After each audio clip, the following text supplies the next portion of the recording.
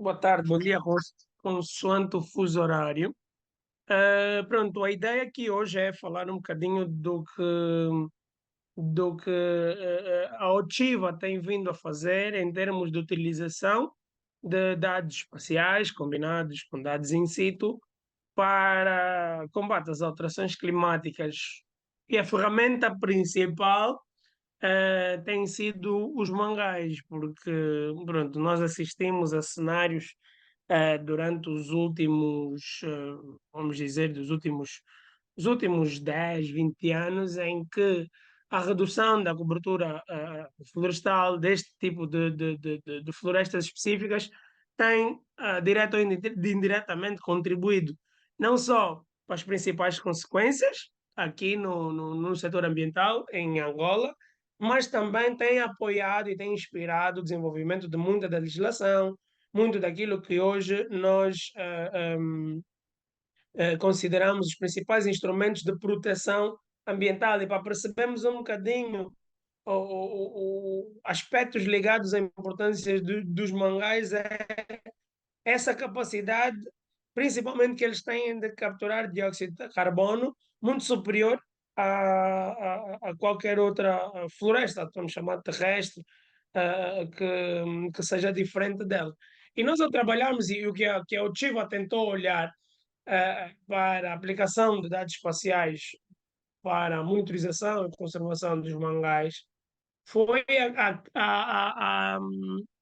foi ao fazermos essa monitorização, ao aplicarmos essas ferramentas, nós estaríamos a contribuir para outros vetores do desenvolvimento tecnológico nacional. Ou seja, ao conseguirmos monitorizar mangás, nós estamos agora a conseguir migrar para esse mesmo conhecimento para uma rede de monitorização da qualidade do ar, contribuir para alguns dos blocos do Observatório Climático Nacional. Ao fazer inventários de mangás, conseguimos também fazer inventários muito mais exaustivos a outros tipos de florestas com o mesmo tipo de conhecimento. E é óbvio, o mercado de carbono, o mercado voluntário, o mercado regulado. Porque, em primeiro lugar, quando nós olhamos para Objetivos de Desenvolvimento Sustentável, o 13, ou seja, a resiliência climática, ela está muito ligada aos fatores de emissão, de gases de efeito de estufa, a vários, a vários níveis, e depois a ligação desses mesmos fatores de emissão ou da redução dessa desenvolvimento sustentável. E a configuração que a Otiva tem nas várias áreas que eu vou apresentar ao longo desse pequeno case é de estações in situ, que recolhem dados em IoT e combinam esses dados com levantamentos aéreos não tripulados, aéreos tripulados e o sensoramento remoto de satélites de observação. No fundo, essa é a cadeia de integração e de mineração de dados que a Ojiva tem vindo a utilizar para estudar ecossistemas de transição. E a primeira das tarefas é conseguir identificar onde é que se encontram estes ecossistemas. Ok, existe uma aproximação global que diz que os mangás ocorrem nas zonas dos trópicos e subtrópicos, mas também há um conjunto de características que depois acabam por conduzir a uma assinatura espectral e nos ajudam a perceber não só onde é que estão, mas a riqueza de biodiversidade que existe nessas zonas. E se nós fizermos só por uma observação, por exemplo, ótica, a olho nu, nós conseguimos perceber que existem zonas vegetativas nestas proximidades dos rios, nas fozes dos rios, nos mares, nas zonas de transição, que têm um verde muito mais vivo, muito mais carregado, dada a sua fitossanidade. Mas se conseguimos ver para além do visível, ou seja, e é aí onde o sensoramento remoto ajuda-nos a perceber a assinatura espectral, a resposta em termos de frequência, o comprimento de onda de cada um dos corpos que é refletido ou refratado, nós conseguimos combinar bandas 5, 4 e 3, por exemplo, não é? O infravermelho próximo, o vermelho e o verde, e com a combinação adequada nós conseguimos ter ação ou de água num determinado corpo e percebermos que neste mapa infravermelho nós conseguimos extrair ainda sem um processamento ou sem a classificação, zonas com um vermelho muito mais carregado, com um vermelho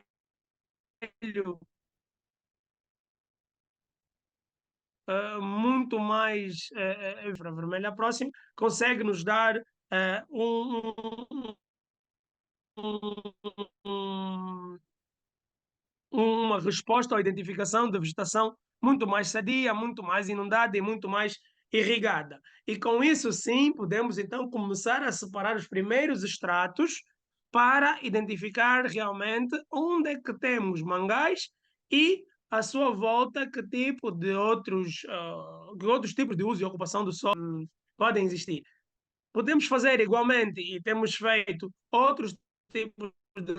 combinações de bandas para saber outras informações. Mas a primeira de todas, que foi a principal tarefa da Ochiba, foi identificar ao longo da costa de Angola onde realmente estão essas zonas de mangás e onde é que elas ocorrem, qual é o seu, vamos dizer, o seu tamanho e a sua extensão. Mas depois temos a componente de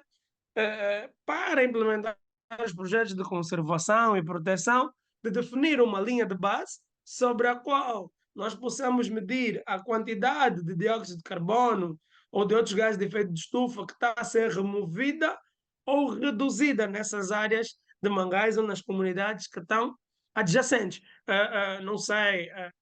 aqui é um pequeno à parte de como funciona a cadeia de obtenção de um crédito de carbono, ou seja, cada tonelada de dióxido de carbono equivalente que é retirado ou evitado de ir para a atmosfera, ela depende muito de, primeiro, podemos perceber e daí nós fazermos mapas para já não só elementares, mas que também sejam facilmente lidos por todos os stakeholders envolvidos nesse tipo de projetos, mas para perceber que numa área de intervenção, primeiro são os principais usos que são dados ao solo, porque isso depois vai conduzir aos vetores de degradação, vai conduzir a não só perceber onde é que ocorre e por que ocorre uma maior tendência de pesca predatória, de caça furtiva, as construções se estão realmente a causar pressão nas áreas de mangás, os resíduos, o projeto de conservação vai realmente incidir maioritariamente em mudar este quadro, porque no final o que nós queremos garantir é que a redução de dióxido de carbono ou a captura de dióxido de carbono por esses ecossistemas de mangás é genuína e vai continuar a ocorrer sem nenhum perigo, aquele uso e ocupação do solo que nós conseguimos obter não vai perigar o ecossistema e que,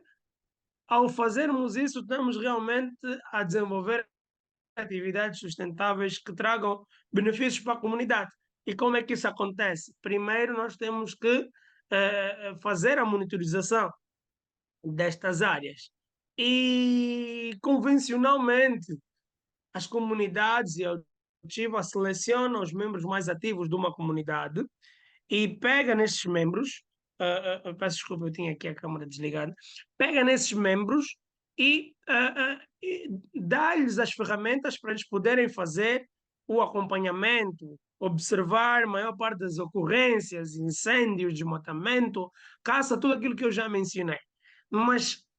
mesmo que nós tenhamos 10, 15 pessoas para fazer, por exemplo, a cobertura de uma área de 200 hectares, elas vão precisar de, por dia, pelo menos 6 a 8 horas para fazer a vigilância dessa zona. E não vão conseguir, por exemplo, penetrar em áreas, porque as florestas de Mangal, como conseguiram ver em algumas das imagens anteriores, elas são muito fechadas, muito densas. E existem técnicas que permitem os caçadores ou os lenhadores irem para dentro dessas florestas e começarem a desmatar por dentro, e esses chamados guardiões mangais não conseguem aceder a essas zonas. É aí onde, mais uma vez, entram os dados espaciais, onde a Altiva tem vindo a utilizar dados espaciais para reduzir, para pelo menos perceber onde é que estão essas ocorrências que ameaçam os mangás, onde é que são realmente descartadas, as construções, onde é que são feitas e como é que elas vão crescendo, os descartes, maior parte deles, onde é que eles ocorrem, e para além das duas seções de marés que existem e são naturais para a manutenção do ecossistema, quando é que esses sistemas, essas comunidades acabam por estar vulneráveis e acabam por estar expostas a condições extremas como inundações e até a própria fome, porque muitas delas vivem dos mangás. Daí a nossa segunda, a nossa quarta, peço imensas desculpas, a utilização de dados, e maioritariamente estou aqui a falar de imagens Sentinel-2 para de organizações não governamentais, uso comunitário, para perceber realmente onde é que estes elementos ocorrem, com que frequência ocorrem e começar a correlacionar e criar as nossas tendências para depois partirmos para aquilo que muitas das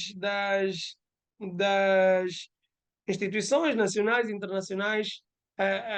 determinam como indicadores de conservação. Ou seja, para nós percebermos e analisarmos a pegada de carbono de um determinado projeto, temos realmente de olhar para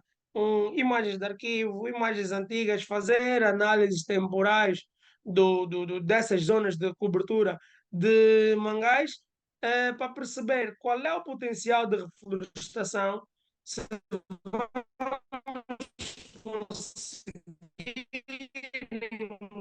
realmente a Chiva tem mobilizado mais de 15 para reflorestar as várias áreas de Mangal. Precisamos de ter conhecimento das espécies, e isso tudo é muito mais fácil quando nós temos acesso a imagens satélite para poder ter ações concretas para proteger, educar, reflorestar a espécie adequada no local adequado e depois fazer o acompanhamento in situ, remoto, ou seja, para combinar, porque quando se fala de uma área de conservação Ramsar, quando se fala de uma área de proteção ou uma área de reflorestação, a nossa dificuldade tem sido um bocadinho a resolução. E ao longo do processo de certificação de créditos de carbono, a resolução, e eu mencionei há bocado, ou mostrei apenas, a maneira como é contada a biomassa, ou seja, o carbono acima e abaixo do solo, conta bastante numa das ferramentas do Protocolo de Kyoto, do Mecanismo de Desenvolvimento Limpo, que nós consideramos como sendo é, é, é, primordial para depois trazer sustentabilidade ao projeto. O projeto nem sempre vai ter esse apoio, esse financiamento, pois tem que andar per si e ter cada vez mais capacidade de recolher esses dados com maior resolução. Existem missões e dados que realmente têm vindo a ser utilizados, explorados para perceber cada um desses fenómenos, mas nem sempre, e se nós olharmos, por exemplo, para modelos de outras realidades, eles nem sempre encaixam naquilo que acontece realmente no terreno. Nós conseguimos ver aqui nessa imagem que diz Bengo, uma das zonas onde, por excesso, é considerada toda essa área de transição como Mangal, mas apenas esses pontos mais escuros e com maior altura é que são realmente os mangás, o resto são espécies associadas. Por isso é que nós temos entrado em detalhe, feito estudo exaustivo para essas áreas, temos trabalhado não só em saber a mudança dessas áreas, a fitossanidade das mesmas, a correlação com alguns fenómenos tem, tem, tem variado ao longo do tempo, a, a, a avaliação preliminar de biomassa, a fitossanidade, o estado de doença inicial,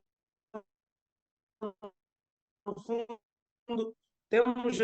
temos explorado isso e temos combinado, como eu disse, com a desenvolver competências para explorar é a questão das transgressões e regressões marinhas, que acabam por ser também um fator de degradação da linha de costa, na zona onde estão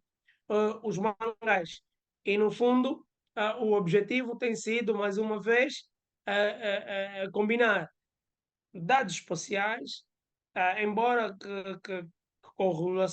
resolução relativamente baixa, porque também são grátis, mas vamos tentando sempre integrar com outros dados e com conhecimento indígena. E, no fundo, é o que nós temos tentado compilar para compartilhar com a comunidade científica, para compartilhar como estamos a compartilhar aqui, para haver troca de experiências de como é que nós temos estado aliados às comunidades, temos partilhado o conhecimento geoespacial e recebido também os inputs da comunidade para continuar a fazer e aumentar os dados que nós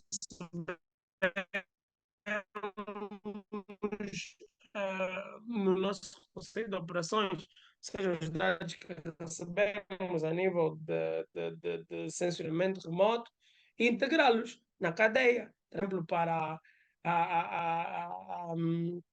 para torres, por exemplo, de variação do fluxo turbulento, mas conseguimos já com o apoio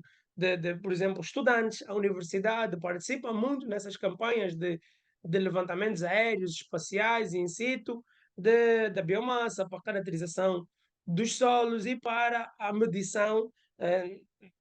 não é lidar espacial, mas é lidar aérea, de muitas dessas áreas onde conta bastante volumetria, altimetria e aquilo que depois é a nossa modelação das equações alométricas. E como é óbvio, eu mencionei inicialmente, se conseguimos fazer em mangás, que são florestas muito mais densas e muito mais desafiantes, esse conhecimento pode e tem vindo a ser partilhado para os projetos de desmatamento e de inventário em outros tipos de florestas com esse mesmo tipo de técnicas, com este mesmo tipo de parceiros, com as comunidades, para trazer, e termino aqui com, no fundo, o que é que utilizar dados e partilhar e empoderar as comunidades com esses dados espaciais nos tem permitido. Tem permitido identificar e recolher uma quantidade enorme de resíduos, acompanhar o crescimento dos mais de 1 milhão de mangás, de mangues, que já foram plantados pela Altiva no intervalo de 8 meses, acompanhar os efeitos do regresso da biodiversidade e a engajar cada vez mais voluntários. Eu mencionei 15.000 e esse valor foi subindo até os 100.000 voluntários neste momento que quase que semanalmente engajam-se em proteger, em fazer advocacia, ao longo de todo o espectro da sociedade angolana, e as próprias comunidades fazem também aquilo que nós chamamos, ah, já têm um maior conhecimento e inclusive utilizam os tipos de mapas, grelhas, mapas de ocorrência impresso para fazer os seus registros e acompanhamento. E no fundo o que a Altiva tem vindo a fazer e quer continuar a fazer, por isso é que eu acho fantástica essa iniciativa de formar formadores. Como professor universitário, fico muito feliz que isso esteja a acontecer e esperamos que possamos acompanhar, o TIV em si possa acompanhar este programa e também fazer com que as comunidades tenham acesso às formações que serão feitas no âmbito deste programa, os formadores, não só de Angola, mas dos países que tenham mangás, se por acaso debruçarem-se sobre matérias ligadas à conservação das zonas úmidas, seria realmente encantador colaborar, integrar dados, integrar muito do que está a ser desenvolvido em várias realidades, para benefício das comunidades onde a Otiva tem vindo a trabalhar. Portanto, no fundo, isso é o que eu tinha para partilhar e acho que, pronto, coloco-me agora à vossa disposição para qualquer dúvida que tenha.